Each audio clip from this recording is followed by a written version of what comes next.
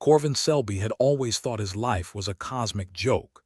Now, standing on the edge of the alien platform staring into the empty maw of space, he was sure the punchline was overdue.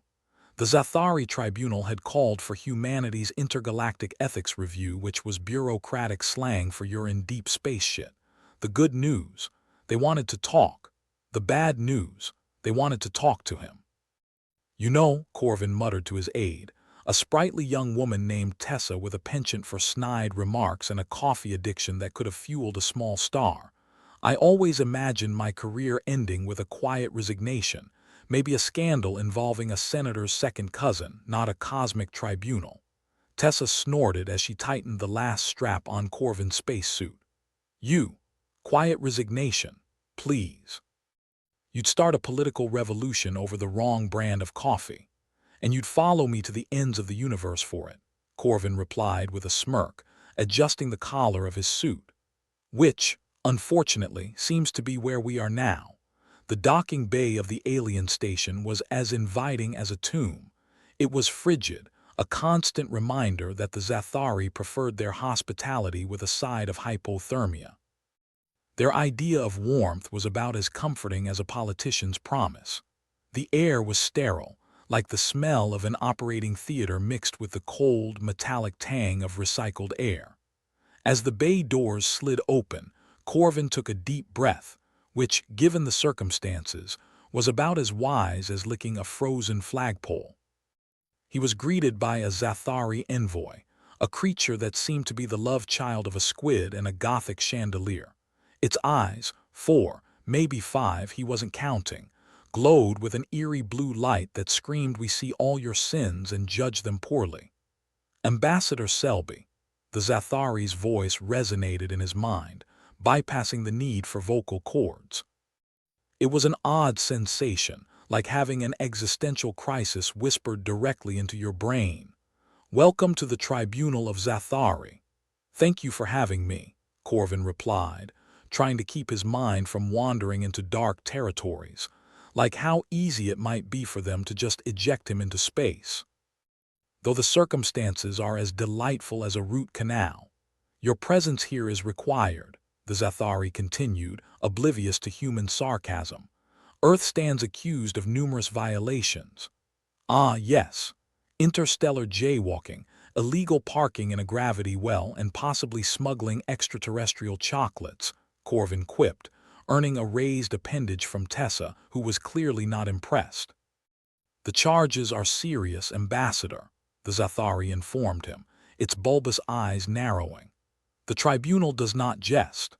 "Good thing I do, then," Corvin shot back, stepping forward as he tried to ignore the way the alien's gaze seemed to peel back the layers of his soul. They led him through corridors that were a bleak symphony of gray and more gray, the architecture an exercise in minimalist depression. It was as if the Zathari had taken lessons in ambience from a prison architect. Each step echoed hollowly, a reminder that while Earth may have been summoned for its transgressions, Corvin was the one standing in the lion's den. "Tessa," he murmured over his shoulder, "note to self. Next career change, consider something less likely to involve intergalactic tribunals. Maybe knitting." "I'll start looking for yarn," she replied dryly, her eyes scanning the hallways for any sign of danger or perhaps an escape route. They entered a chamber that could have housed a small city. The ceiling was lost in darkness, the floor a polished mirror reflecting the harsh lights that hung like judgmental stars. In the center stood a raised platform, the Zathari judges seated like ominous statues, their forms obscured by shadows and the occasional glow of alien tech. "Ambassador Selby," the chief judge began, its voice as smooth and reassuring as a snake oil salesman, "you are here to represent your world." "Lucky me," Corvin replied, his voice carrying a confidence he didn't quite feel. "Assuming you don't judge based on coffee stains and questionable ethics. Humanity's actions have ripple effects throughout the galaxy," the judge continued, ignoring him. "Your species has been disruptive." Corvin resisted the urge to laugh. "Do you mean progress, because we call that Tuesday?" The tribunal's silence was louder than a scream. Corvin shifted his weight, wishing he had opted for more comfortable shoes. He scanned the room, noting the various aliens present, an eclectic mix that resembled a sci-fi fan's fever dream. He wondered if they had popcorn. "We are accused of what exactly?" Corvin asked, finally breaking the silence. "Polluting the cosmic ether, disregarding ancient treaties, destabilizing subspace with your reality TV broadcasts," the judge listed, each accusation sounding more ridiculous than the last. "I mean, I get the TV thing," Corvin admitted with a shrug. "We can't even agree on best prime time." Tessa cleared her throat, stepping forward. "Perhaps it would be beneficial to provide evidence of these so-called violations." The chief judge turned its luminous gaze on her, and Corvin could swear he saw the hint of a smile, or maybe it was just a trick of the light. "Evidence will be presented once the trial commences." "And when does that happen?" Corvin asked, already feeling the weight of the proceedings pressing down on him. The Zathari's eyes blinked in unison, a slow, deliberate movement that was both unsettling and fascinating. "When the stars are aligned and the time is deemed right," Corvin sighed, running a hand through his hair. "I see you guys are well versed in bureaucratic stalling." "Patience, Ambassador Selby," the judge intoned. "The universe operates on its own schedule." "Lucky universe," he muttered, turning to Tessa. "Hope you brought a good book." As they were escorted back to their quarters, a room that was more prison cell than luxury suite, Corvin couldn't help but feel a nagging sense of doom. His life was on the line, Earth's fate hanging in the balance, and all he had was a sharp tongue and a knack for bad jokes. "So, how do you think I did?" he asked Tessa as they settled in. "You didn't get us vaporized," she replied, offering him a cup of something that smelled like coffee but probably wasn't. "So you know there's that." "Small victories," Corvin said, raising the cup in a mock toast. "Here's to hoping they don't decide to make an example of us." Tessa sat down beside him, her expression softening. "We'll figure it out, just keep your sarcasm in check." "Me? Sarcastic?" "Never," he replied, the corners of his mouth twitching upwards. The lights in the room dimmed, signaling the artificial night cycle. Corvin leaned back, staring at the ceiling, which was as blank and unforgiving as the universe itself. "You think we have a chance?" Tessa asked quietly, her voice barely above a whisper. Corvin thought about it for a moment, the weight of responsibility pressing down on him. "A chance, maybe. A good chance. Well, let's not get ahead of ourselves." Tessa chuckled softly, and for a moment the tension lifted, replaced by the comfortable camaraderie that had carried them through countless challenges. "Tomorrow," Corvin declared, "we'll dazzle them with charm, wit, and the undeniable appeal of earthling ingenuity." "And if that doesn't work?" Tessa asked, already knowing the answer. "Then we pray their sense of humor isn't as dead as their decor." Corvin sighed, closing his eyes. "And if that fails, well, improvisation has always been my strong suit."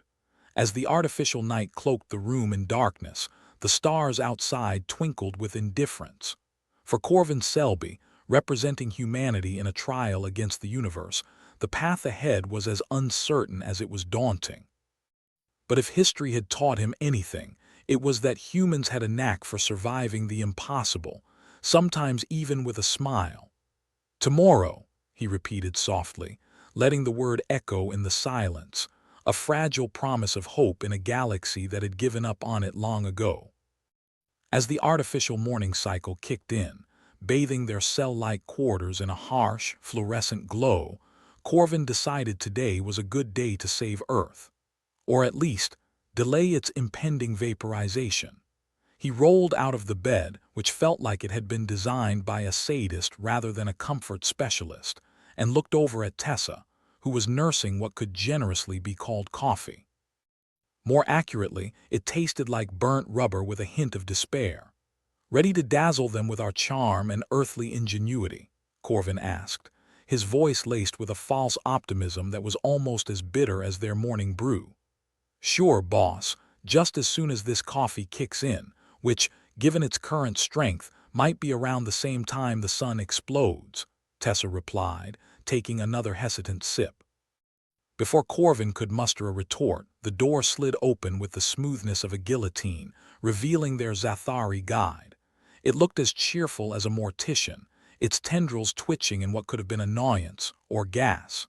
With Zathari, you never really knew. "The tribunal awaits," it announced in its mind voice, the kind that felt like cold fingers poking through his brain. "The trial is set to commence. And here I was hoping for a continental breakfast first," Corvin said, smoothing his rumpled suit. If he was going to defend humanity's honor, he might as well look the part, even if the part included a wrinkled shirt and a tie that had seen better days. The walk to the tribunal chamber was as uplifting as a funeral procession. The gray corridors stretched on, each one more dismal than the last, punctuated by the occasional sign that probably reads something like, "Abandon hope, all ye who enter here." Tessa walked beside him, her face set in a mask of determined apathy. "You got your opening arguments ready?" she asked. "Ready as they'll ever be," Corvin replied. "If they don't buy my spiel about cosmic jaywalking, I'm thinking of trying out the we're just misunderstood angle." "Solid plan B," Tessa deadpanned. The doors to the chamber opened, and Corvin steeled himself for the spectacle inside. The space was vast and intimidating, a cavernous maw that seemed to swallow light and hope alike. The Zathari judges sat in their elevated seats, shrouded in shadow, their gazes heavy and expectant. "Ambassador Selby," intoned the chief judge, its voice resonating with the gravitas of a seasoned funeral director. "The tribunal shall hear the case against Earth." "Lucky me," Corvin quipped, stepping onto the platform that would serve as his stage. "Let's get this cosmic show on the road." The lead prosecutor, Viridar, slinked forward, a creature that epitomized the phrase, "never trust a lawyer." Its eyes glittered with a predatory glee that made Corvin wonder if it drank human tears for breakfast. "Ambassador Selby," Viridar began, its voice a silky rasp that grated on Corvin's nerves. "We present evidence of human transgressions against the galaxy." "Ah, yes," Corvin replied, leaning casually against the railing. "Let's see what you dug up from our trash." The first piece of evidence floated into view, an image of Earth, beautiful and blue, a stark contrast to the cold sterility of the Zathari station. The image expanded to show industrial plants belching smoke, vast stretches of deforestation, oceans choked with plastic. "This," Viridar declared, "is your world wreaking havoc on the cosmic ecosystem." Corvin shrugged. "You know, I'm not saying we're perfect, but have you seen Mars lately?" "Talk about a fixer-upper. Your humor amuses no one, Ambassador," Viridar sneered, its tendrils writhing like snakes in a pit. "Your world's actions ripple through the galaxy, destabilizing ecosystems light years away." Corvin gave the chamber a wry smile. "We like to think of it as intergalactic sharing. Besides, isn't entropy the universe's favorite bedtime story?" Tessa snorted softly behind him, earning her a glare from Viridar. The prosecutor continued, undeterred, presenting a rotating hologram of a black hole. "This black hole," Viridar said with the air of someone revealing a deep, dark secret, "has been affected by your species' reckless experiments. Its gravitational waves now vibrate with what your scientists have termed jazz." Corvin blinked. "Jazz? You mean to tell me that the universe is now a Dave Brubeck fan? Well, color me impressed." Viridar's eyes narrowed. "This is not a performance, Ambassador." "Could have fooled me," Corvin shot back. "Next, you'll be telling me we knocked over a nebula with our karaoke nights." Tessa gave him a subtle nudge. "Focus," she whispered. Right, Corvin said, raising his hands in mock surrender. "So what else are we on the hook for?" The next image was a recording, a transmission from an Earth reality TV show. The screen displayed loud arguments, absurd antics, and the kind of drama that made highbrow literature look like a nursery rhyme. "Ah, reality TV," Corvin mused. "The true universal language." Viridar paused, letting the recording play out. The chamber was silent, save for the sound of bickering echoing through the vast space. Corvin could feel the eyes of the tribunal burning into him, waiting for an explanation, an apology, anything. "You know," Corvin began, adopting the tone of a man explaining a child's tantrum, "reality TV is just misunderstood art. Like body piercings or interpretive dance." The chief judge's voice cut through the room like a laser scalpel. "This transmission has been received by dozens of civilizations, causing confusion, cultural clashes, and in one instance, a minor insurrection." Corvin scratched his chin thoughtfully. "So what you're saying is it was a hit?" "Ambassador," Viridar hissed, "your flippancy will not save you." "Well, I'm certainly not banking on my good looks," Corvin replied, feigning indignation. "But let's be real here. Aren't we all just trying to survive the cosmic absurdity? I mean, look at us, humans, Zathari, whoever you are. We're all floundering in the same interstellar soup." The chamber was quiet, the silence heavy with tension and the unspoken truth that maybe, just maybe, Corvin had a point. "Your actions," Viridar continued, trying to regain the upper hand, "have consequences, Ambassador. The tribunal demands recompense." Corvin thought for a moment, weighing his options, which felt about as numerous as the hairs on a Zathari's head. "How about we put Earth on probation? We'll cut back on emissions, figure out a way to make black holes sing classical, and maybe, just maybe, introduce the galaxy to the wonders of silent film." "And the reality TV?" the chief judge asked. "Well," Corvin said, steepling his fingers in thought, "perhaps we could limit it to a one-star system radius. Or, advertise it as a cautionary tale." The Zathari judges conferred among themselves, their telepathic whispers like wind rustling through a graveyard. Finally, the chief judge spoke. "The tribunal will deliberate. Your world shall stand by for judgment." "Standing by is humanity's favorite pastime," Corvin quipped, trying to hide the gnawing anxiety in his gut. As Corvin and Tessa were escorted from the chamber, the tension that had been overshadowed by Gallo's humor settled in like an unwelcome guest. The fate of Earth hung in the balance, teetering on the edge of a knife that could cut either way. Once back in their quarters, Tessa turned to him, her expression unreadable. "Think they'll come to their senses?" Corvin shrugged, sinking into the uncomfortable confines of his chair. "Senses? We're dealing with aliens who think jazz is a destructive force." "Good point," Tessa conceded, sinking into her own seat. "So what's next?" "Next," Corvin said, staring at the bleak ceiling, "we wait, and maybe pray the universe has a sense of humor. And if it doesn't, then we hope we do," Corvin replied with a wry smile. "It's the only thing we're good for." As the artificial night descended once more, the stars outside twinkled with indifferent curiosity. The tribunal's decision loomed like a storm on the horizon, threatening to break at any moment. For now, all Corvin Selby could do was sit, wait, and hope his charm and wit were enough to stave off cosmic judgment. Because in the grand scheme of the universe, sometimes the sharpest blade was a well-timed joke. The artificial night was doing its best impression of a black hole, sucking up any last shred of optimism. Corvin Selby sat hunched at the table in their cell-like quarters, a rickety excuse for a chair cradling his weight like it might collapse in protest at any moment. Tessa leaned against the wall, arms crossed, looking like she was contemplating whether to commit murder or suffer in silence. Murder, of course, would be preferable if she could find someone to pin it on. "I reckon we could bribe them with some jazz," Corvin mused, half joking, half desperately searching for a silver lining in the cosmic thundercloud they'd stumbled into. "Offer to host a galaxy-wide concert and invite a black hole as the guest of honor," Tessa replied, her voice dry as the Martian desert. "The Zathari wouldn't know entertainment if it bit them in the whatever they have." Corvin chuckled, a sound that was more exhalation than laugh. "Their moral framework's about as flexible as a lead pipe.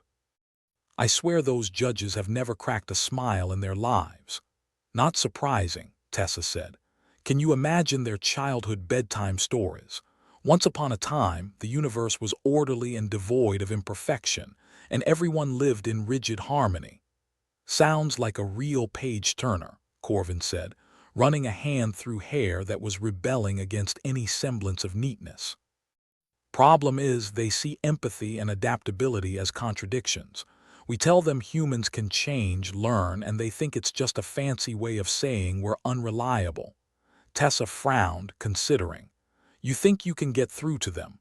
Corvin shrugged, the movement as non-committal as his chances. Who knows?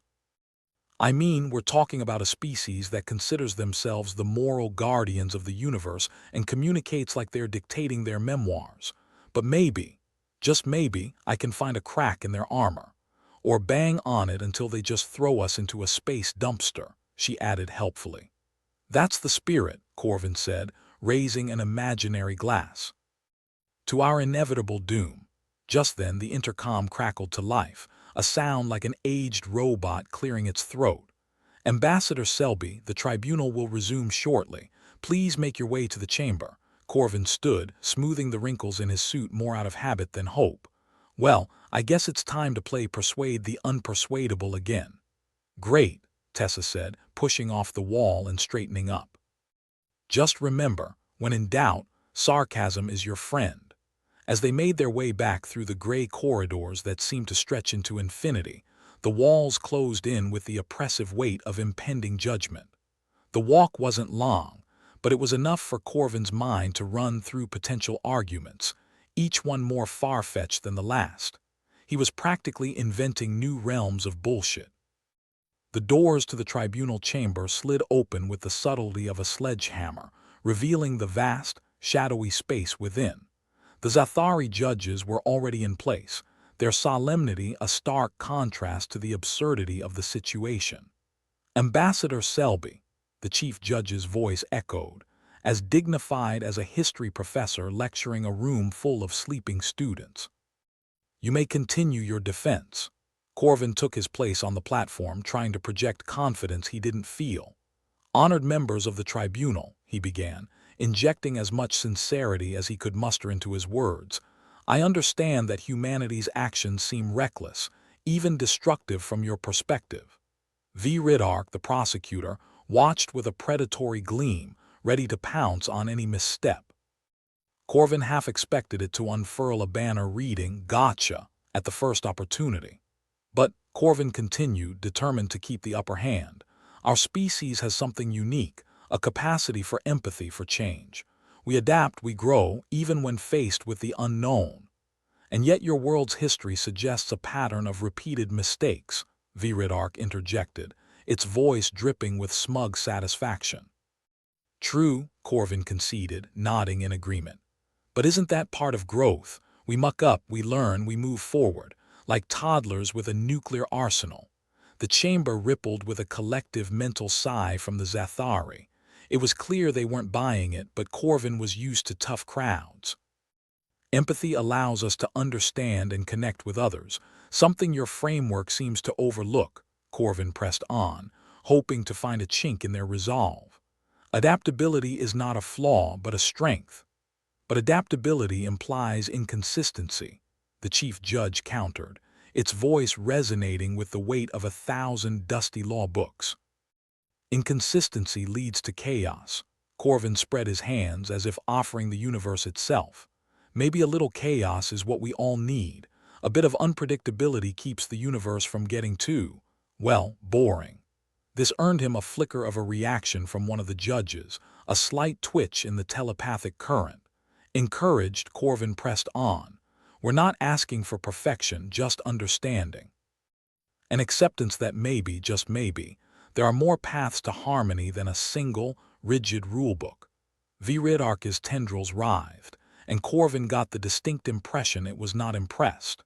Your words are appealing, Ambassador, but we have yet to see evidence that your species can adhere to the principles of universal harmony. Corvin resisted the urge to roll his eyes. Harmony isn't about everyone singing the same note, it's about creating a melody from different voices. We might hit a few wrong notes along the way, but the end result could be something beautiful. The chamber fell silent, the Zathari judges locked in telepathic debate. Corvin waited, the suspense gnawing at him like a particularly persistent itch. Finally, the chief judge spoke. The tribunal will consider your words, Ambassador Selby, but the evidence against humanity remains substantial. Corvin nodded, accepting the half-victory. Thank you, esteemed judges. I appreciate your willingness to listen. As Corvin stepped down from the platform, Virid approached, its eyes glinting like polished stones. You speak well, Ambassador, but words alone will not save your world. Maybe so, Corvin replied, unruffled. But sometimes words are all we have, and who knows, maybe they'll be enough. Back in their quarters, Tessa eyed him with a look somewhere between admiration and incredulity. You really think you got through to them? Corvin shrugged, feeling the weight of the entire human race resting heavily on his shoulders. I don't know. They're harder to read than a galactic tax code, but at least we bought some time. Time for what? Tessa asked. Time to figure out what the hell we're going to do if they decide to make an example of us, Corvin replied, the reality of their situation settling in like a cold, uninvited guest. Tessa sighed, then offered a small, wry smile. Well, if nothing else, we've given them something to think about. Who knows, maybe they'll start their own reality TV show, Survivor, Cosmic Tribunal. Corvin chuckled, a sound that was more weary than amused. I'd watch that. Hell, I'd compete if it meant getting out of this mess. As they sat in silence, the artificial night pressing in around them, Corvin couldn't shake the feeling that they were teetering on the brink. But for now, they had hope, a fragile, flickering thing, but hope nonetheless. And maybe, just maybe, that would be enough to tip the balance in their favor.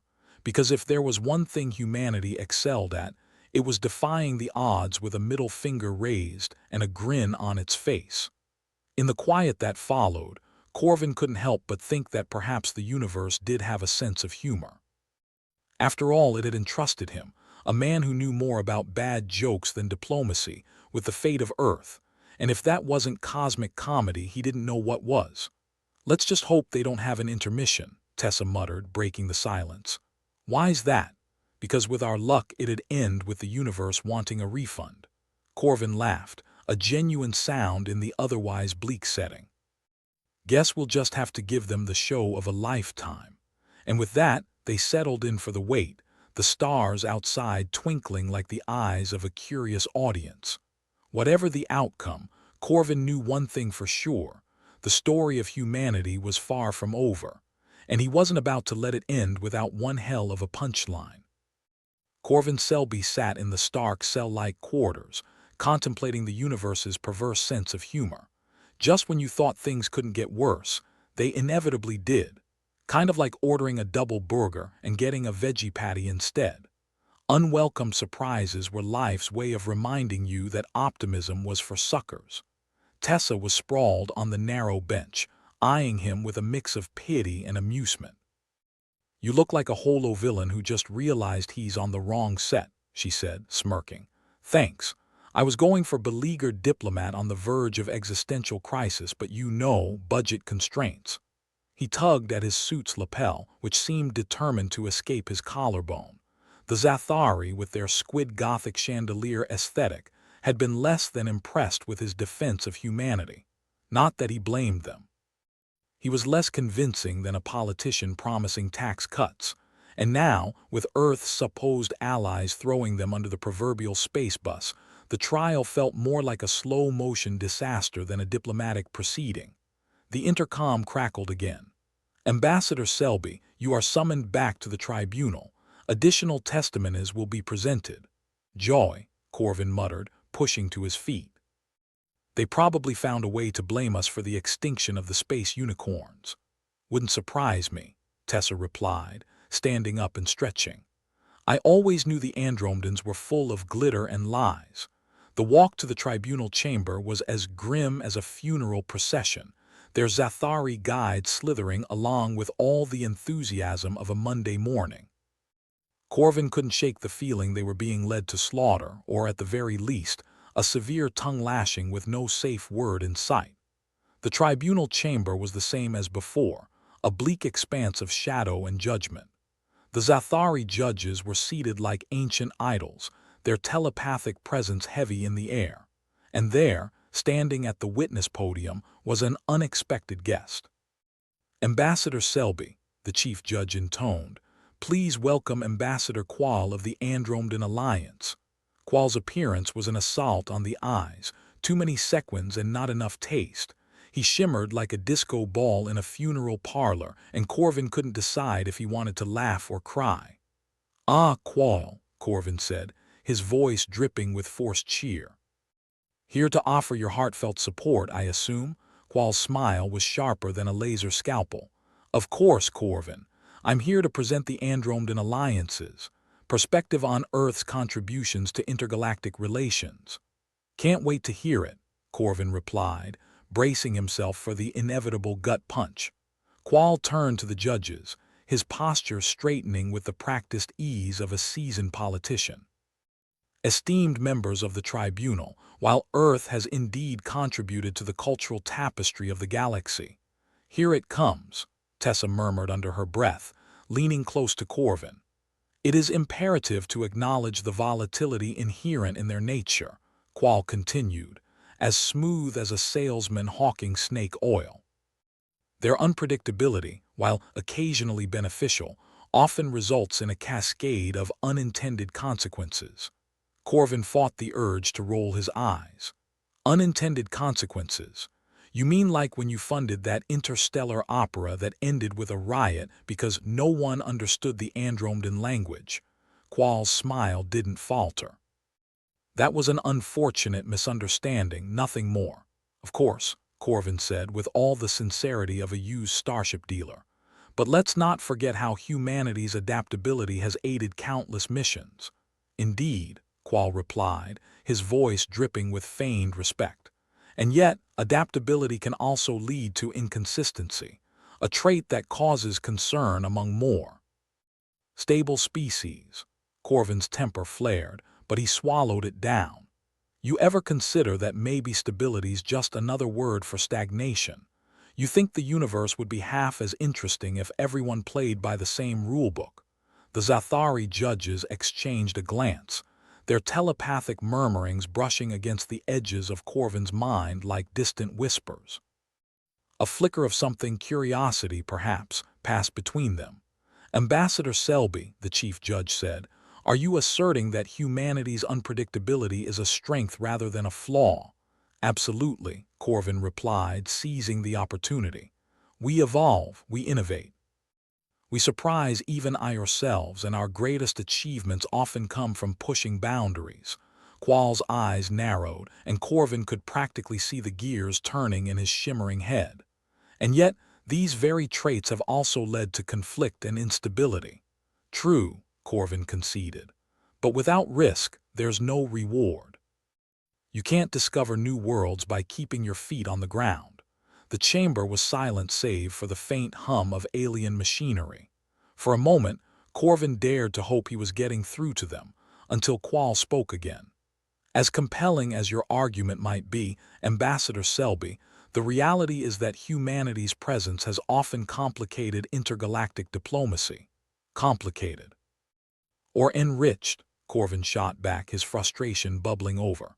"We're the spice in the cosmic soup, Qual.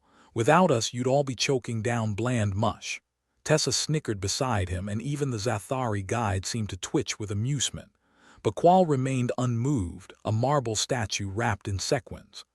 "The tribunal will consider your defense, Ambassador Selby," the chief judge said, their words echoing through the chamber. "However, the testimony of your allies presents a compelling case for caution." Corvin nodded, the weight of the galaxy pressing down on his shoulders like a solar storm. "I understand. Thank you for hearing me out." As the hearing adjourned, Corvin and Tessa trudged back to their quarters, the air thick with unspoken tension. Once the door slid shut behind them, Tessa rounded on him. "Allies, huh?" she said, her tone sharp enough to cut Durasteel. "They'd sell us out for a handful of star credits." "Welcome to galactic politics," Corvin replied, sinking onto the bench. "Trust is a commodity and we're all just trying to make a profit." Tessa snorted. "What now?" "We can't trust the Andromedans, and the Zathari are ready to write us off as cosmic nuisances." Corvin rubbed his temples, the beginnings of a headache forming like a black hole in his skull. "We need a wild card, A way to show them we're worth the risk. And what? Bribe the tribunal with a lifetime supply of Earth chocolate, Tessa suggested, her sarcasm as thick as neutronium. Not a bad idea, but I was thinking something more tangible. Like what? Corvin leaned back, his mind racing through possibilities. A demonstration, something they can't ignore. We need to find a way to prove our value. Tessa nodded slowly, the gears turning in her mind. You think we can pull that off? Corvin grinned, the kind of smile that usually preceded either brilliance or disaster. If history's taught us anything, it's that humans are damn good at last-minute miracles. Tessa returned the grin, a spark of hope igniting between them. Then we'd better get to work. We've got a universe to impress. Over the next few hours, they brainstormed, debated, and discarded ideas with the reckless abandon of two gamblers placing their last chips on the table. Every option seemed more improbable than the last, but Corvin refused to let despair sink its claws into him. They didn't have allies, but they had each other, and sometimes that was enough. Finally, as the artificial night cycle dimmed the lights, an idea took shape. It was risky and borderline insane, but it just might work. We'll need to act fast, Corvin said, determination hardening his voice. The tribunal reconvenes in less than 24 hours. Tessa nodded, her gaze steady. Then let's make it count. With a plan in place, they set to work, their fingers dancing over the comms interface like concert pianists on a caffeine high. Data streams flowed, calculations were scrawled onto the wall screen, and codes were cracked with frantic urgency. This was human ingenuity at its rawest, a chaotic symphony of brilliance and desperation. By the time the first hints of simulated dawn crept into their quarters, Corvin and Tessa were running on adrenaline and sheer willpower. Exhausted but exhilarated, they reviewed their preparations one last time. "Ready?" Tessa asked, her voice a blend of excitement and exhaustion. "As I'll ever be," Corvin replied, giving her a reassuring nod. "If this works, we might just save our skins. And if it doesn't," Corvin shrugged, a lopsided grin on his face, "then at least we'll go down with a bang, and hey, maybe the universe will finally get its refund." Tessa chuckled, a sound that was both weary and defiant. "Then let's give them a show they'll never forget." With renewed purpose, they headed back to the tribunal chamber, their steps echoing down the corridor like the drumbeat of an impending storm. The Zathari guide led the way, its demeanor as unreadable as ever. The chamber doors loomed ahead, an imposing gateway to the judgment that awaited. Corvin squared his shoulders, ready to face whatever came next. Because if there was one thing humanity knew how to do, it was facing the unknown with a grin and a reckless sense of adventure. The stakes were higher than ever, but Corvin was determined to beat the odds. As they stepped inside, he caught sight of Tessa's determined expression. Together, they were a force to be reckoned with, a duo of defiance in a universe that underestimated them at its peril. And if the Zathari wanted proof of humanity's worth, then by the stars, they were about to get it. Corvin Selby stood in the tribunal chamber, his heart playing a frantic drum solo against his ribs. The Zathari judges, their squid chandelier forms casting eerie shadows, were more oppressive than usual. The kind of presence that could make a black hole feel like a cozy campfire. Beside him, Tessa scanned the chamber with eyes that could cut titanium. "You sure about this?" she whispered. "Seems like a good day to save Earth, doesn't it?" Corvin gave a non-committal shrug. I've had days where my morning coffee was a bigger challenge." The Zathari guide was already in position, as cheerful-looking as a mortician at a wake. They were here to decide Earth's fate, and it didn't look like they were planning a celebratory dance afterward. "Ambassador Selby, are you prepared to continue?" The chief judge's telepathic voice echoed in his mind, a sensation like cold fingers trailing down his spine. "Absolutely," Corvin replied, with the bravado of someone who has nothing left to lose. "Let's get this over with so we can all go back to glaring at each other over peace treaties and cold coffee." The Zathari chief's telepathic presence loomed larger. The tribunal has reviewed the evidence presented by the Andromedan representative and finds it compelling. Corvin opened his mouth, but before he could muster a retort, the chief continued. In lieu of Earth's previous infractions and the testimony of your allies, the tribunal is inclined to— Hold on, Corvin interrupted, raising a hand like a gambler ready to call. Before you pass judgment, let me show you something. A ripple of telepathic murmuring passed through the judges, like a pack of telepathic wolves deciding whether he was prey or just a pesky squirrel. Proceed, the chief judge said, their telepathic voice tinged with the kind of patience reserved for toddlers and doomed diplomats. Corvin exchanged a glance with Tessa. The tension in the room was so thick he could practically hear it groaning under its own weight. She nodded, and he tapped a command on the comms interface embedded in the lectern. A holographic display flared into existence, showcasing images that were a mix of triumph and catastrophe. Humans fighting against impossible odds, discovering new worlds, screwing up spectacularly, and occasionally stumbling upon brilliance. Here's humanity in all its messy glory, Corvin said, his voice rising above the hum of the hologram. We're unpredictable, sure, but we're also innovative, resilient, and capable of things no other species might even attempt. Unpredictability is not always an asset, the chief judge responded, their telepathic tone like a disapproving headmaster's. Corvin chuckled, a sound that held more defiance than humor. True. But it's not always a liability either. Our history's a tapestry of chaos and creativity. It's how we survive. The judges shifted, their telepathic presence an abstract painting of curiosity and doubt. Tessa leaned towards him, whispering nice speech. You practice in front of a mirror, only when I'm trying to convince myself I'm not an idiot, Corvin replied, grinning at her.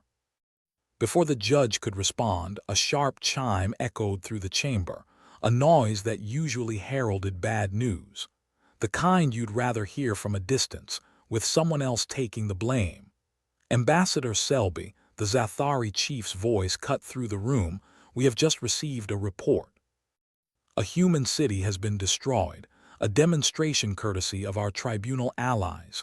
Corvin felt his stomach drop to the floor and burrow straight through to the station's core. What city?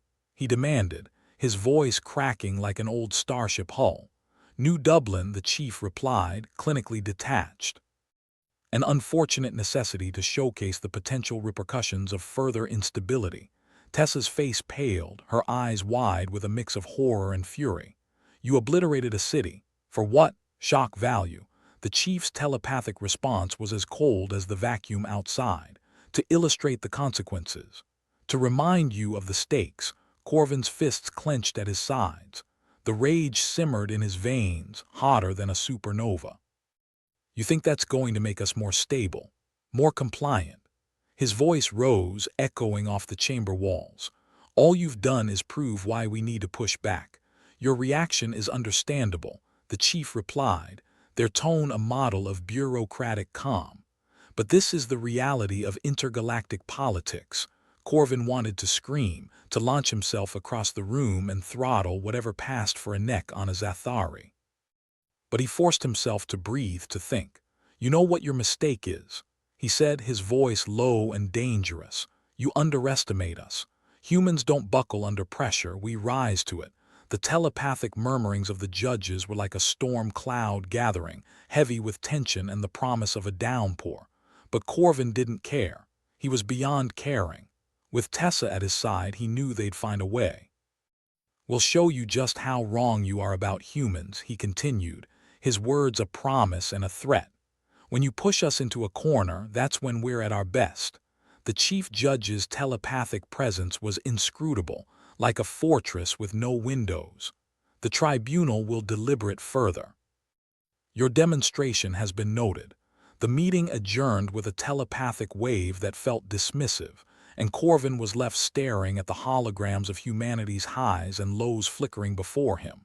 He turned to Tessa, who still radiated a fury that could have powered the station for a week.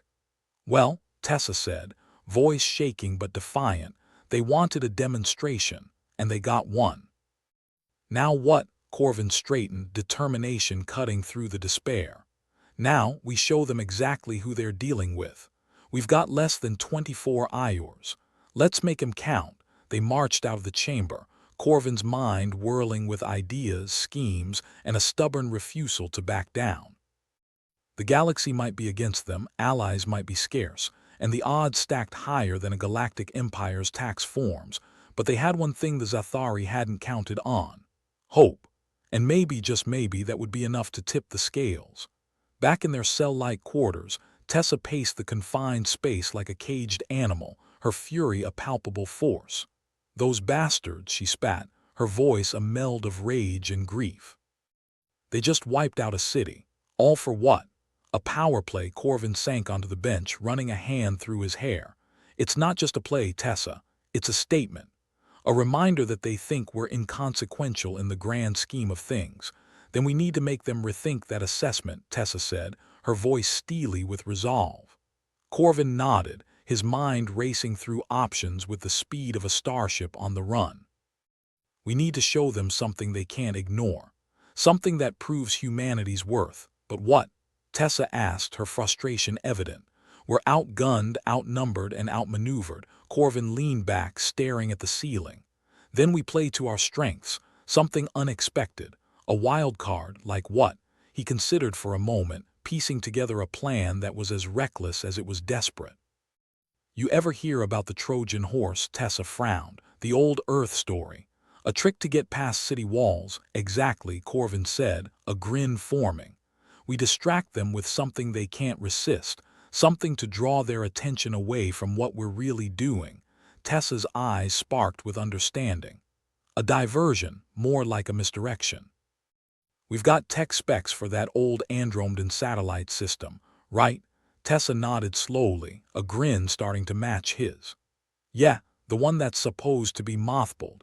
And it just so happens to contain some pretty impressive holographic capabilities," Corvin continued. "We could make it look like a fleet's approaching the station, give them something to panic about." Tessa chuckled, the sound almost maniacal in its brilliance. "They'd never see it coming. But it's risky, Corvin. If they catch us, we're screwed. They've already threatened us with extinction," Corvin said, shrugging. "Might as well go out with a bang." "All right," Tessa agreed, determination reigniting her features. "Let's do it. We'll need to hack into the satellite system and get those holograms running." "Think we can pull it off?" Corvin grinned, a glint of mischief in his eyes. "If anyone can, it's us." With that they set to work, adrenaline fueling their every move. They coordinated their efforts, coding and cross-referencing with a speed born of necessity. The comms interface became their battlefield, every keystroke a blow struck for humanity. As they worked, Corvin couldn't help but feel a sense of exhilaration. For all their faults, humans were damn good at rising to the occasion. Perhaps it was an inherent flaw, or maybe a testament to their spirit, but when backed into a corner, they refused to lie down and accept defeat. Hours passed in a blur of activity, the faint hum of the station's machinery a constant reminder of the time slipping through their fingers. They worked with a kind of desperate harmony, their movements synchronized, their minds aligned with a singular goal. Finally, as the first hints of simulated dawn crept into their quarters, they paused, reviewing their work one last time before executing the final command. The satellite system was set, the holographic fleet ready to spring into existence with a flick of a switch. "Ready?" Corvin asked, his voice tinged with anticipation. "As I'll ever be," Tessa replied, her eyes sparkling with defiance. With a flick of his wrist, Corvin initiated the sequence, the hologram springing to life in the depths of space. A fleet of ships, seemingly bristling with weapons and menace, appeared on the Zathari sensors, a phantom threat designed to sow chaos and give them a fighting chance. "They're going to hate us for this," Tessa said, her grin matching his. Corvin laughed, the sound full of reckless abandon. "Good, let them. If we're going to hell, might as well enjoy the ride." As their holographic fleet moved into position, Corvin and Tessa could only hope that their gamble would pay off. In a universe teetering on the brink, they'd made their move, putting everything on the line for a chance at survival. It was a long shot, a desperate play. But sometimes, against all odds, a long shot was all you needed. Corvin sat in the dim confines of their cell-like quarters, staring at the screen in front of him. Tessa had nodded off, exhaustion finally claiming her after hours of relentless hacking and scheming. Corvin couldn't blame her. They'd twisted their minds into knots figuring out the whole holographic fleet trick, and if the stakes weren't so catastrophically high, he might have even enjoyed the challenge. But there was no rest for the wicked or the unjustly accused. He rubbed his eyes, a futile attempt to clear the fatigue. The tribunal's recess was temporary, a mere pause before they would inevitably reassemble to resume Earth's trial. He glanced at Tessa, her features relaxed in sleep, and allowed himself a rare moment of sentiment. Damn, he was lucky to have her. Fierce, brilliant, irreverent to a fault, she was everything he needed and more. They were a hell of a team, even if the galaxy seemed hell-bent on making their lives difficult. Corvin turned back to the screen, a kaleidoscope of data and reports that had been diligently ignored in favor of more immediate concerns. Now he sifted through the information, looking for anything, any scrap of intel that could give them an edge. He needed something that would force the Zathari to reconsider their stance. Suddenly, it hit him like a rogue asteroid to the temple. The Zathari's logic system, they were so rigid, so focused on absolutes. What if they weren't just morally inflexible, but logically flawed? He leaned closer to the screen, his fingers dancing over the controls as he searched for something, anything, that could exploit this potential Achilles heel. He pulled up the Zathari's ethical codes, a labyrinthine maze of telepathic gibberish to most, but to him, it was a challenge. The Zathari prided themselves on being the universe's moral arbiters, their framework as rigid as their chandelier squid exteriors. No room for deviation, no tolerance for shades of gray. Corvin grinned, a sly, wolfish expression. Humanity thrived in those shadows. He needed a plan, something that would make even the Zathari second-guess their own rules. A flaw in their system, a discrepancy. The Zathari had overlooked one fundamental truth about humans, the ability to adapt, to improvise under pressure, to see beyond the black and white. He found it, an obscure clause buried within the telepathic legalese. Something about adaptive moral ambiguity being a potential asset in complex interspecies negotiations. Corvin had to stifle a laugh, trust bureaucrats to contradict themselves within their own endless paperwork. The plan formed in his mind piece by piece, a mental jigsaw puzzle that was tantalizing in its potential. He needed to present this new argument before the tribunal, but first he needed to wake Tessa. She'd be pissed if he found a way to save the world without her. He nudged her shoulder gently. "Hey, sleeping beauty, rise and whine. I think I've found our golden ticket." Tessa blinked awake, groaning as she sat up. "This better be good, Corvin." "I was dreaming about strangling the chief judge. Trust me, this is better than any dream, homicidal or otherwise," he replied, grinning. "I found a loophole in their logic system. We can argue that human moral flexibility is a strength, not a weakness." Her eyes widened with interest, the exhaustion forgotten. "You're serious? They actually have that written down, word for word," Corvin said, tapping the screen. "It's buried deep, but it's there. And if we play this right, we might just get them to reopen the case." Tessa's grin was infectious, a flash of her teeth in the artificial light. "You're a damn genius, you know that. Tell me something I don't know," he quipped before turning serious. "We need to get this in front of the judges. If we can make them see reason, I'll tag along for the ride," Tessa interrupted, stretching her limbs. "Let's go rattle some chandelier squids." They made their way back to the tribunal chamber, their footsteps echoing in the sterile corridors. The Zathari guide greeted them with all the enthusiasm of a funeral director. Corvin resisted the urge to make a crack about it, saving his energy for the main event. As they entered the chamber, the Zathari judges were already gathered, their telepathic presence like a static charge in the air. Corvin took a deep breath, readying himself for the fight of his life. Ambassador Selby, The chief judge's voice resonated in his mind. "You returned to us sooner than anticipated." "Well, I got bored waiting for our impending doom," Corvin replied casually. "And I've found something worth discussing." The judge's telepathic murmurs were a buzz of intrigue and skepticism. "Proceed," the chief invited, their tone as welcoming as a black hole. Corvin took a step forward, confidence radiating from him.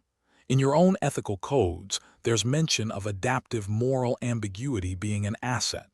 Humanity's ability to navigate gray areas is exactly that. We're adaptable, capable of finding solutions in chaos. That's a strength, not a liability." The judges were silent, their forms shifting slightly in what Corvin hoped was interest and not the Zathari equivalent of laughter. "Your argument presupposes that unpredictability is beneficial," the chief responded. "It's not about being unpredictable," Corvin countered. "It's about being resourceful. When faced with a problem, humans adapt. We innovate. It's the reason we've survived this long, despite being outmatched and outgunned." Tessa stepped up beside him, her voice steady and persuasive. "You wanted proof that humanity is worth saving. Look at our history. We've overcome insurmountable odds because we can think outside the box." That's the point. The judge's telepathic discourse was a maelstrom of thoughts, a storm of consideration. Corvin couldn't read their expressions, but he could feel the shift in the air, an undercurrent of possibility. "You present an interesting perspective," the chief judge finally conceded. "The tribunal will deliberate on your proposal." Corvin suppressed a victorious smile, keeping his expression neutral. "We'll await your decision." The telepathic wave of dismissal came, but this time it lacked the earlier finality. As they left the chamber, Tessa nudged him with her elbow, a grin playing on her lips. "You think they'll buy it?" "They'll have to," Corvin replied, a flicker of hope sparking to life in his chest. "It's the best shot we've got." Back in their quarters, Corvin allowed himself a moment of cautious optimism. They'd done all they could. Now it was up to the Zathari to see reason, or at least whatever passed for reason in their convoluted minds. "They might hate us less now," Tessa remarked, leaning against the wall, "or they could hate us even more for pointing out their flaw. Either way, we've made our move," Corvin said, a wry smile on his face. "If this works, maybe I'll write a book about it." "How I saved the world with a loophole," Tessa chuckled, shaking her head. "I'd read it. Hell, I'd even help you write it." "Damn right you would," Corvin replied, the banter a welcome distraction from the tension weighing on them. "Let's hope we live long enough to see that day." They settled into an uneasy wait, the Ior stretching on with agonizing slowness. Corvin's mind was a whirlwind of possibilities, of potential outcomes. He forced himself to focus on the present, on Tessa's presence and the slim chance they'd carved out for themselves. Finally, the summons came, echoing through their quarters like a siren call. The tribunal had reached a decision. Corvin and Tessa exchanged a glance, a shared understanding passing between them. This was it, the moment that would determine not just their fate but the fate of humanity. With a deep breath, they stood and made their way back to the chamber. The Zathari judges waited, their forms casting long shadows in the dim light. Corvin could feel the tension in the air, a palpable weight pressing down on him. "Ambassador Selby," the chief judge's voice resonated, filling the chamber. "The tribunal has considered your argument." Corvin steeled himself, ready for whatever came next. "And we find merit in your proposal," the chief continued, their tone unreadable. "Human adaptability, while unpredictable, does present a unique strength." Corvin's heart soared, disbelief and relief mingling in equal measure. He glanced at Tessa, who was grinning like a madwoman, eyes alight with triumph. "Therefore," the chief judge concluded, "we will reopen the case. Further deliberation is required to reassess Earth's status in light of this new information." Corvin allowed himself a moment of unrestrained joy, a whoop of elation escaping him. Tessa joined in, their joy echoing through the chamber like a victory march. "Don't get too comfortable," the chief judge added, their telepathic presence like a bucket of cold water on their jubilation. This is not an acquittal, merely a stay of judgment. Corvin nodded, his expression sobering. Understood, but it's a start. The tribunal adjourned and Corvin and Tessa left the chamber with renewed hope. It wasn't over, far from it. But they'd been given a chance, a slim, elusive chance, to prove humanity's worth. And if there was one thing Corvin was certain of, it was their ability to rise to the occasion when it mattered most. So Tessa said as they walked, her tone light despite the gravity of their situation. "What now, genius?" "Now," Corvin replied, feeling a surge of determination. "We prepare. We've bought ourselves time, but we need to be ready for whatever comes next." Tessa nodded, her smile fierce. "Then let's get to it. We've got a world to save." Corvin chuckled, feeling lighter than he had in days. "Hell yeah. Let's show them what humans are made of." Together, they returned to their quarters, their minds already whirring with plans and contingencies. The path ahead was uncertain, fraught with danger and potential failure. But for the first time, Corvin felt a glimmer of optimism. In a universe that seemed determined to crush them, they'd found a way to fight back. And perhaps, just perhaps, they had a chance to win. Corvin stood in the cell-like quarters that had become all too familiar, trying to ignore the smell of recycled air and the pervasive sense of impending doom. He glanced at Tessa, who was sprawled on the narrow bunk, fiddling with some ancient human relic, a Rubik's Cube she'd found in one of the station's forgotten corners. It was amazing, really. 27 little squares of pure human frustration. "Any luck with that thing?" Corvin asked, trying to distract himself from the tribunal's looming decision. Tessa huffed, rotating the cube in her nimble fingers. "At this point, I'd have better odds solving the Zathari's logic puzzles. But hey, at least this doesn't incinerate me if I screw it up." "Small mercies," Corvin muttered, pacing. The tribunal's deliberation was a slow burn of anxiety, like watching a meteor inching closer to your planet, knowing full well it could spell fiery extinction. "Do you think they're actually considering it?" he asked, half hopeful, half expecting her to shoot him down. She paused, the cube momentarily forgotten. "I think we gave them a headache they didn't see coming. Bureaucrats hate that. They'll mull it over twice as long just to avoid admitting they missed a loophole you could drive a starship through." "Yeah, but will it matter?" she shrugged, setting the cube aside. "Depends on whether they decide to be logical or vindictive. My money's on a healthy mix of both," Corvin snorted. "You're a real optimist, you know." "Comes with the job description," she replied, rolling her eyes. "What do you expect? Sunshine and rainbows out here." Their banter was interrupted by the shrill beep of the intercom. Corvin's heart skipped a beat.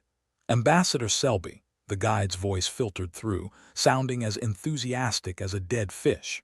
"The tribunal is ready to reconvene. Time to see if they're gonna roast us or raise us," Tessa quipped, standing up and smoothing out her clothes, which looked like they'd been through a couple of black holes and back. The walk to the tribunal chamber was both too short and too long, their footsteps echoing ominously down the sterile corridors. Corvin felt like he was heading to his own execution, and in a way he supposed he was. But then, what else was new? They entered the chamber, the Zathari judges already assembled, their squid chandelier forms casting intricate shadows that danced eerily across the walls. The chief judge's telepathic voice filled the room, as cold and unfriendly as ever. "Ambassador Selby, the tribunal has deliberated." Corvin took a deep breath, trying to keep his face neutral. No point showing fear to an audience that could telepathically sense your every twitch. "We acknowledge the merit in your argument regarding human adaptability," the chief judge continued, their tone reluctantly impressed, like a teacher who'd found a student actually knew more than the textbook. "Your history exhibits numerous instances where such adaptability led to positive outcomes." Tessa kept her expression schooled, but Corvin could feel her simmering excitement. Inside, he felt a similar thrill of vindication. They were making progress, and about damn time, too. The judge continued, detailing several historical instances: the rapid technological advancements following World War III, humanity's ability to navigate the complexities of interstellar diplomacy despite being perpetually outmatched, even Earth's artistic flair for turning chaos into opportunity. Each example was a testament to humanity's knack for surviving by the skin of its teeth, and sometimes even thriving in the process. Corvin couldn't help the smirk that tugged at his lips. "Guess you've been doing your homework," he quipped. The judge ignored the comment, which was probably for the best. "We are forced to reconsider our previous stance. Human adaptability, while unpredictable, does indeed present potential advantages in interspecies negotiations." Corvin exchanged a glance with Tessa, who gave him a subtle nod. They were onto something. "So, you're saying humans might actually be good for the universe?" he pressed, unable to resist a bit of cheek. The chief judge hesitated, clearly not fond of admitting anything that might resemble a compliment. "Your species' unique qualities warrant further consideration. Thus, we will extend our deliberation of Earth status." Tessa let out a breath she hadn't realized she was holding, her relief mingling with the ongoing tension. It wasn't a victory, not yet, but it was a step in the right direction. "Thank you, esteemed tribunal," she said, managing to sound respectful or at least not openly mocking. "You will remain under observation," the chief judge warned. "Further analysis is essential before a final decision." Corvin nodded, trying to suppress the tide of emotions, relief, fear, determination, raging inside him. "Understood. We're at your disposal." The telepathic dismissal came, and Corvin and Tessa left the chamber, their steps lighter than they'd been on the way in. It wasn't over, but the light at the end of the tunnel was no longer a train. Once back in their quarters, Tessa flopped onto the bunk, her expression a mix of triumph and exhaustion. "Can't believe we actually made them reconsider," she said, shaking her head. "Feels like convincing a black hole to take a holiday." "Yeah," Corvin agreed, pacing again, his mind racing with possibilities. "But we're not out of the woods yet. They are still watching us like hawks, or whatever the Zathari equivalent is. Probably some kind of space squid with laser eyes." She chuckled, the sound a welcome break in the tension. "I'll take squid hawks over an immediate death sentence any day." Corvin stopped his pacing, turning to face her. "Now we need to keep the momentum going. Prove we're more than just adaptable. We need to show them why it's in their best interest to keep us around." Tessa nodded, thoughtful. "We've got examples, history to support our case. We just need to make sure they see it through our lens. Make it personal enough that even their rigid logic system can't ignore it." "Right," Corvin said, the seed of a plan beginning to sprout in his mind. "And if history's taught us anything, it's that humans are damn good at making things personal." They spent the next few hours brainstorming, compiling a list of human achievements that could sway even the most stubborn Zathari. Tessa dug into the data archives, her fingers flying over the keys with practiced ease, while Corvin paced and planned, connecting dots in ways only a diplomatic mind could. Time passed in a blur of ideas and caffeine, the looming specter of the tribunal's final decision ever present but not paralyzing. For the first time, Corvin felt like they had a fighting chance. And if there was one thing humans loved, it was the thrill of a good fight. The intercom buzzed, breaking their concentration. "Ambassador Selby, please report to the tribunal chamber." Corvin exchanged a look with Tessa. "Guess it's showtime," he said, trying to sound more confident than he felt. Tessa cracked her knuckles, grinning. "Let's go knock their metaphorical socks off." They made their way to the chamber, the familiar route now feeling a bit like coming home to a particularly strict yet strangely endearing family. The Zathari judges were waiting, their forms a familiar, looming presence. The chief judge's voice, as cold as ever, filled the chamber. "Ambassador Selby, you may present your additional evidence." Corvin took a deep breath, ready to lay everything on the line. "Esteemed tribunal, we've prepared a compilation of instances where human adaptability directly benefited interspecies relations, technological advancement, and even the prevention of potential galaxy-wide conflicts." Tessa stepped forward, her holographic display flickering to life between the two of them. Images and data flashed, a testament to humanity's ability to not only survive but thrive, even when the odds were never in their favor. "We've thrived in adversity, found opportunity in chaos," Tessa elaborated, her voice steady and persuasive. From the peace accords of Draxalin V, where human mediation prevented a full-scale war, to the technological exchange with the Kryn Collective that advanced both our understandings of propulsion systems. Corvin continued, building on her words. "Our unpredictability is our strength. It's what makes us resourceful, innovative. It's what allows us to bridge gaps where others see only walls." The judges were silent, their telepathic presence a maelstrom of contemplation. Corvin held his breath, waiting for the verdict that could either save or doom them. Finally, the chief judge spoke, their tone measured. "Your presentation is thorough, your examples compelling." It was the closest thing to a compliment Corvin expected to hear from them. "Thank you," he replied, inclining his head. The judge continued, their form shifting slightly in what Corvin hoped was a sign of concession rather than annoyance. "The tribunal will require further time to analyze this new information. We will reconvene once a thorough investigation is completed." Corvin nodded, relief washing over him. They'd bought more time, not exactly a victory, but the battle was far from over. "We appreciate your consideration, esteemed tribunal." With a wave of telepathic dismissal, Corvin and Tessa were once again left to their own devices, walking back to their quarters with a sense of cautious optimism in the air. "Think we've worn them down yet?" Corvin joked, the tension of the day finally easing. Tessa smirked. "If we haven't, I'm sure we're at least giving them migraines." "That's worth something," he chuckled, feeling lighter than he had in days. "Let's hope we've got enough aspirin to go around." They returned to their quarters, the door sliding shut behind them. The wait for the tribunal's eventual decision stretched ahead, but they were ready to defend humanity's place in the universe with everything they had. "Well," Corvin said, flopping onto the bunk beside Tessa. "We're not dead yet, so that's a win in my book." Tessa rolled her eyes, but her smile was genuine. "Let's keep it that way. Nothing like a little optimism in the face of annihilation." Corvin grinned, the familiar camaraderie between them a balm against the uncertainty. "Here's to defying the odds, one bureaucratic loophole at a time." With renewed determination, they settled in to continue the fight. Because if nothing else, humans never knew when to quit.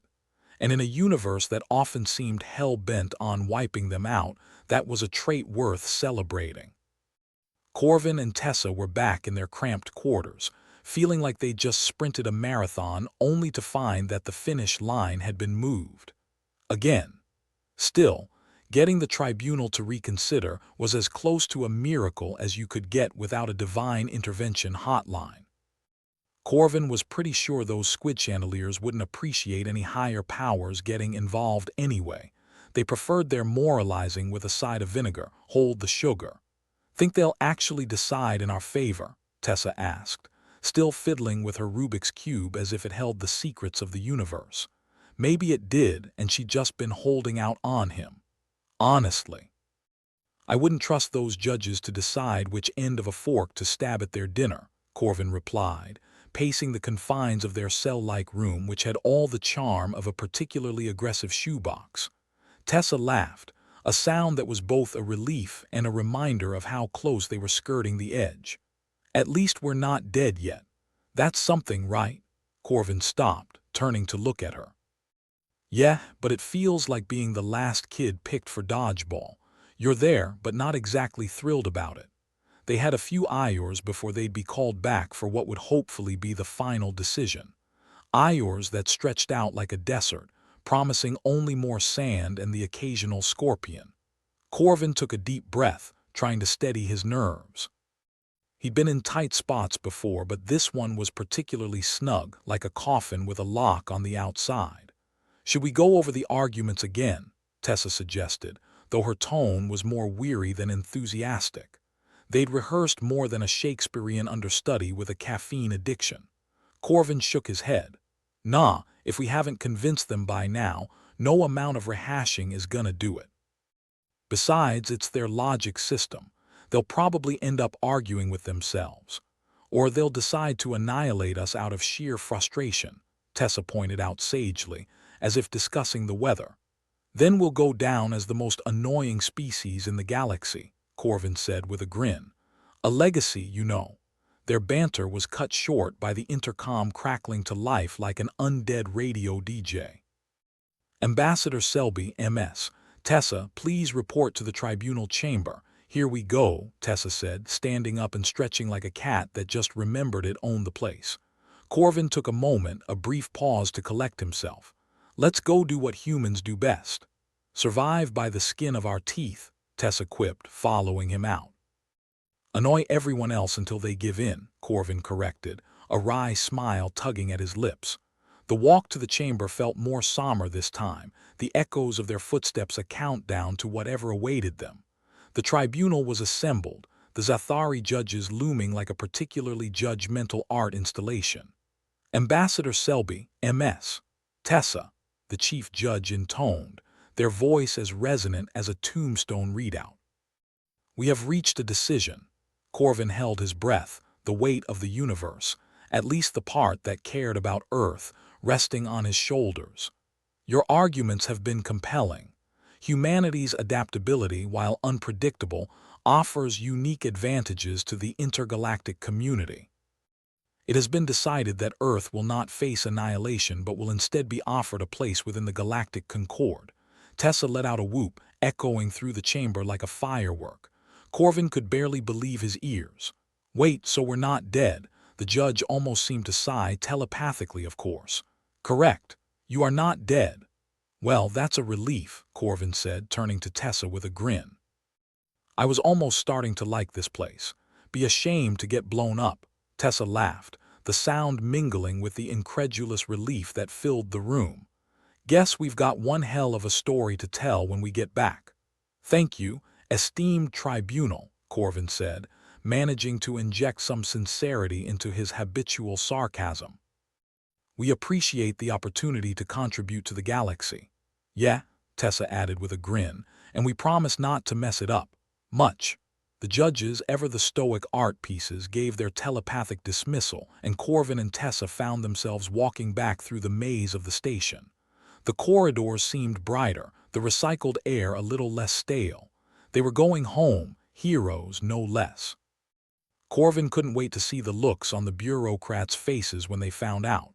Back in their quarters, Corvin collapsed onto the bunk, the tension of the past days finally seeping away. Well, that's that, he said, a grin splitting his face. We did it. Tessa was all smiles, still spinning her Rubik's Cube absent-mindedly. Yeah, we did. And we didn't even have to bribe anyone. Don't jinx it, Corvin mock warned. There's always paperwork. Their journey back to Earth was a blur of hyperspace jumps and diplomatic communiques, each more congratulatory than the last. The galaxy was abuzz with the news. Humans had not only survived but had managed to turn an intergalactic ethics review into a diplomatic victory. Corvin had to admit, it was nice to finally have a win to his name. As their ship docked at the spaceport, Corvin felt a wave of relief wash over him. Earth was home, with all its chaos and charm, and he wouldn't have traded it for all the tranquil alien planets in existence. The welcome committee was predictably a mix of military brass, government officials, and a few actual people he'd met before. The brass were stiff, the officials were verbose, and his acquaintances just looked relieved he was back in one piece. Ambassador Selby, General Riker said, his expression as unreadable as ever. Welcome back. Congratulations on your success, Corvin smirked. Thanks, General. I'll try not to let it go to my head. His old mentor, Ambassador Grace, stepped forward, offering a rare, genuine smile. You did good, Corvin. Humanity owes you. Don't worry, I plan to collect, Corvin replied, shaking her hand, preferably in the form of a long vacation. Tessa was being similarly fated, her charm doing its usual job of disarming even the most hardened diplomats. Corvin watched, feeling a swell of pride and a bit of tiredness, the kind that only came after a job well done. As the crowd dispersed, Corvin and Tessa found themselves standing at the edge of the bustle, a moment of quiet amidst the chaos. "So," Tessa said, looking around. "What now?" Corvin shrugged, a grin still playing on his lips. "Now we sit back and watch as the galaxy tries to figure out what to do with us annoying humans." "Should be entertaining," Tessa said, her eyes alight with possibilities. "We might even make some friends along the way. Or enemies," Corvin said, always the realist. "True, but they are less fun." They lingered there for a moment, taking in the scene. Earth, with all its imperfections, was theirs to protect, and now it seemed to lead. The galaxy had better brace itself. Humanity wasn't going anywhere. "Hey, you still got that Rubik's Cube?" Corvin asked, nodding at the colorful puzzle. Tessa pulled it from her pocket, tossing it to him. "Why, you want to go?" Corvin caught it deftly, examining the jumbled colors. "Nah, just thinking it's a good metaphor for us, you know, all mixed up and confusing, but somehow it works." "Yeah," Tessa agreed, smiling softly. "Maybe the galaxy's a bit like that too."